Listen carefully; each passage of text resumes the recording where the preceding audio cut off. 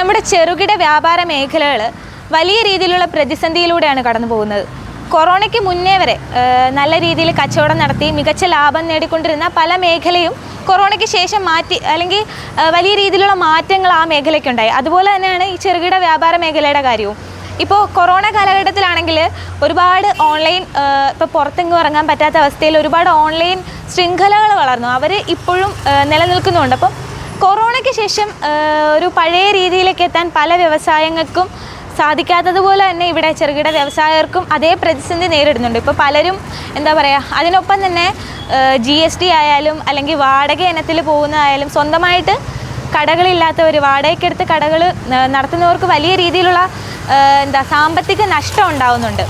അപ്പോൾ അതിനെക്കുറിച്ചിട്ടുള്ളൊരു അന്വേഷണമാണ്, അവർക്ക് എന്താണ് പറയാനുള്ളത് എന്നുള്ളതിനെക്കുറിച്ചിട്ടുള്ളൊരു അന്വേഷണമാണ് നമ്മൾ ഇന്ന് നടത്തുന്നത്.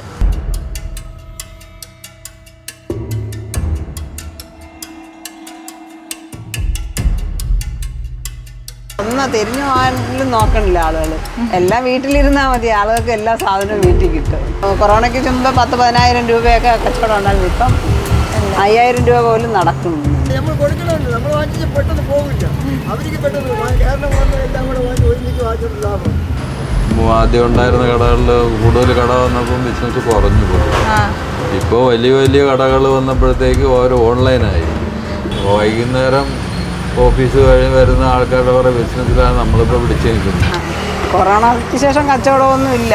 നമ്മൾ പിന്നെ തുറക്കണ 10-30 വർഷം പേർച്ചിരുന്ന ആളാണ് നമ്മൾ.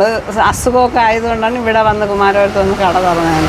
അന്നൊക്കെ അതിനു മുമ്പേ നല്ല കച്ചവടമൊക്കെ ആയിരുന്നു കൊറോണയ്ക്ക് മുന്നേ അല്ലേ മുന്നിൽ.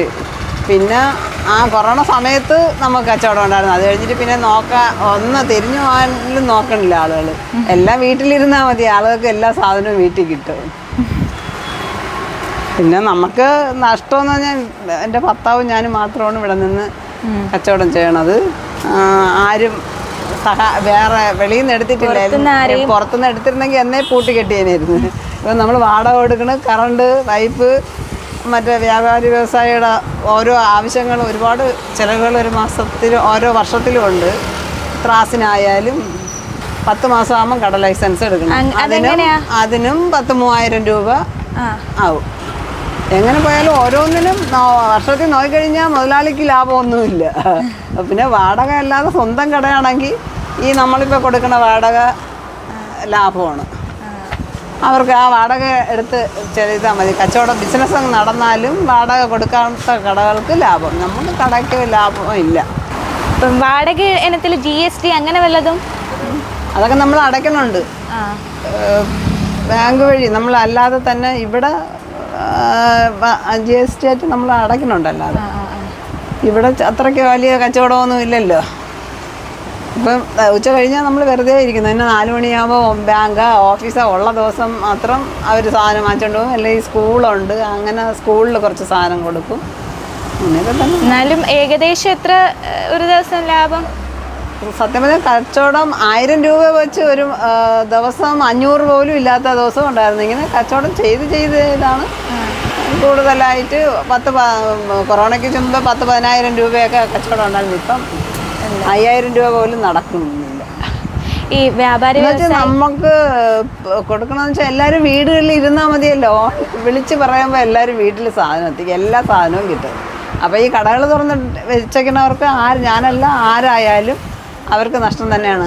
അവരുടെ അടുത്ത് സാധനം വാങ്ങിക്കാൻ പുറത്തിറങ്ങി ആളുകൾ സാധനം വാങ്ങിച്ചാലല്ലേ പറ്റുള്ളൂ. സൂപ്പർ മാർക്കറ്റൊക്കെ വന്നപ്പോൾ അതും ഒരു അടിയാണ്. ആണോ? ഒറ്റ സ്ഥലത്ത് തന്നെ എല്ലാം കിട്ടുമല്ലേ? അവിടെ എല്ലാം കിട്ടും. ഓഫർ നമ്മൾ ഒരു 3 സോപ്പ് വാങ്ങിക്കുമ്പോൾ ഒരു ഫ്രീ എന്നൊക്കെ വാങ്ങി വെച്ചില്ല. അവരവിടെ കയറി വാങ്ങിച്ചു. നമ്മളെന്താ ഫ്രീ ഒന്നും കൊടുക്കാതെ? അല്ല, നമ്മൾ കൊടുക്കണമുണ്ട്. നമ്മൾ വാങ്ങിച്ച് പെട്ടെന്ന് പോകില്ല. അവർക്ക് പെട്ടെന്ന് കാരണം വന്ന് എല്ലാം കൂടെ വാങ്ങി ഒരുമിച്ച് വാങ്ങിച്ചിട്ട് ലാഭം. നമുക്ക് ലിമിറ്റ്സ് ഉണ്ടല്ലേ? ലിമിറ്റായിട്ടാണ് പോകുന്നത്. അതിനപ്പുറം സാധനം വാങ്ങിച്ചു വയ്ക്കാൻ പറ്റില്ലല്ലോ. മറ്റൊരു കച്ചവടത്തിൻ്റെ ഒരു അംഗമാണ്.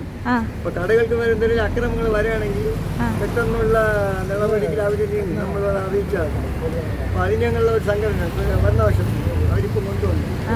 അതിലെല്ലാവരും ഉണ്ട്. ലോട്ടറിക്കാർ, വഴി കച്ചവടക്കാർ, കടയിരിക്കുന്ന തൊഴിലാളികൾ എല്ലാവരും അതിൻ്റെ മെമ്പേഴ്സാണ്. കച്ചവടം പൊതുവെ കുറവ് തന്നെ. ആദ്യത്തെ കച്ചവടമൊന്നും ഇപ്പം ഇല്ല. കൊറോണ സമയത്ത് നല്ല കൊറോണയ്ക്ക് മുന്നേ ഒക്കെ നല്ല കച്ചവടം നല്ല കച്ചവടമായിരുന്നു. കൊറോണ വന്നപ്പം ആൾക്കാർ തൊഴിലില്ലാതെ വന്ന കുറേ ആൾക്കാർ ഈ പരിസരത്തെ കടകളൊക്കെ എടുത്ത് ബിസിനസ് തുടങ്ങി. തൊഴിലില്ലാതെ വന്നപ്പോൾ ബിസിനസ് തുടങ്ങി. കൊറോണയിൽ എല്ലാവരും വീട്ടിലിരിക്കുകയല്ലായിരുന്നു, അധികം ജോലിക്കൊന്നും പോകാൻ പറ്റാത്ത അവസ്ഥയല്ലേ. അന്നേരം ആൾക്കാർ കടകളൊക്കെ എടുത്ത് തുടങ്ങി ബിസിനസ് തുടങ്ങി. അപ്പം ആദ്യം ഉണ്ടായിരുന്ന കടകളിൽ കൂടുതൽ കട വന്നപ്പം ബിസിനസ് കുറഞ്ഞു പോയി. ഇപ്പോൾ വലിയ വലിയ കടകൾ വന്നപ്പോഴത്തേക്ക് ഓരോ ഓൺലൈനായി. നമ്മൾ ആൾക്കാർ വീട്ടിൽ ഇരുന്ന് വിളിച്ചു പറയും, അവർക്ക് വീട്ടിൽ കൊണ്ടു കൊടുക്കും. അപ്പം കടകളിൽ ആരും വരാതായ അവസ്ഥയിലോട്ടാണ് പോകുന്നത്. എങ്കിലും ഒരു ദിവസം ഏകദേശം എങ്ങനെ ലാഭം? ദിവസം നമുക്കിത് ഓൺ ഷോപ്പ് ആയതുകൊണ്ട് നമുക്ക് പ്രോബ്ലംസ് ഒന്നുമില്ല. സ്വന്തം കടയായതുകൊണ്ട് നമുക്ക് ടെൻഷനും പ്രോബ്ലം ഒന്നും ഇല്ല. പക്ഷേ ഈ വാടകയ്ക്കിരിക്കുന്നവർക്ക് ഒരുപാട് ടെൻഷനുണ്ട്. അവർക്ക് കച്ചവടം നടന്നില്ലെങ്കിൽ ബുദ്ധിമുട്ടല്ലേ. ആരെങ്കിലും ജോലിക്കാർ കൂടെ ഉണ്ടെങ്കിൽ അവർക്ക് ശമ്പളം കൊടുക്കണം, വെള്ളത്തിൻ്റെ കറണ്ട് ബില്ല് എല്ലാം കൊടുക്കണം. ഓൺലൈനായിട്ട് ബിസിനസ് വന്നതിന് ശേഷം പൊതുവെ കുറേ ബിസിനസ് കുറഞ്ഞിട്ടുണ്ട്. അതുപോലെ തന്നെയല്ലേ ഹൈപ്പർ മാർക്കറ്റുകളിൽ ഒരുമിച്ച് മാർക്കറ്റ് അത് ഒന്നും അത്ര വലിയ പ്രശ്നമല്ല. അത് ഓൺലൈനായിട്ട് നോർത്ത് ഇന്ത്യൻ കടകളാണെന്ന് തോന്നുന്നു, കമ്പനിയില്ല വലിയ വലിയ ഷോപ്പുകൾ ജിയോ മാർട്ടൊക്കെ വന്നതിന് അവരെല്ലാം ഓൺലൈൻ ബിസിനസ് തുടങ്ങി എല്ലാ വീട്ടുകളിലും കൊണ്ടുവന്ന് എന്ത് ചോദിച്ചാലും കൊണ്ട് കൊടുക്കും. പിന്നെ ആൾക്കാർ ചെറിയ ഷോപ്പിൽ വരേണ്ട ആവശ്യമില്ല. അങ്ങനെയൊക്കെ കുറേ വ്യത്യാസങ്ങളാണ്. കടയ്ക്ക് പോയി ഷോപ്പിൽ മൊത്തത്തിൽ ബിസിനസ് കുറവുണ്ട്. വൈകുന്നേരം ഓഫീസ് കഴിഞ്ഞ് വരുന്ന ആൾക്കാരുടെ കുറേ ബിസിനസ്സിലാണ് നമ്മളിപ്പോൾ പിടിച്ചു നിൽക്കുന്നത്. വൈകുന്നേരം വരുന്നതല്ലേ, പകലൊന്നും അധികം ആളില്ല. ഓൺലൈൻ വരുമ്പോൾ നമ്മളെ കേരളത്തിലെ ആൾക്കാർ പൊതുവെ മടി പിടിച്ചവരാണ്. അവർക്ക് പിന്നെ ഈ കാലാവസ്ഥ വ്യതിയാനം, അതായത് ചൂടധികം ആകുമ്പം ആൾക്കാർക്ക് ഇറങ്ങാനുള്ള ബുദ്ധിമുട്ടാകുമ്പോൾ അവർ വീട്ടിൽ ഇരുന്ന് വിളിച്ചു പറയും, അത് സാധനം കൊണ്ട് തരാൻ അവരപ്പോഴപ്പോഴും എത്തും. വിളിച്ചു പറയുന്ന 10 മിനിറ്റോടെ സാധനം എത്തും വീട്ടിൽ. പുറത്ത് വന്ന് വെയിലുള്ളണ്ട, പുറത്ത് വന്ന് വാങ്ങണ്ട, അതൊക്കെ അങ്ങനെ വരുമ്പോൾ നമുക്ക് ബിസിനസ് കുറയും. അത് കിട്ടിയാലും കിട്ടിയില്ലെങ്കിൽ നമുക്ക് പ്രോബ്ലംസ് ഒന്നും ഇല്ല, രണ്ടൊന്നും കൊടുക്കണ്ടല്ലോ. നമുക്കിതൊരു തൊഴിലാകും. നമുക്ക് കുറേ ആൾക്കാരുമായിട്ടുള്ള നല്ല സ്നേഹബന്ധങ്ങളും കുറേ ആൾക്കാരുമായിട്ടുള്ള ഇത് കിട്ടുന്നുണ്ട്. നല്ല കസ്റ്റമേഴ്സ് കുറേ ഉണ്ട്, അത് തന്നെ ധാരാളം.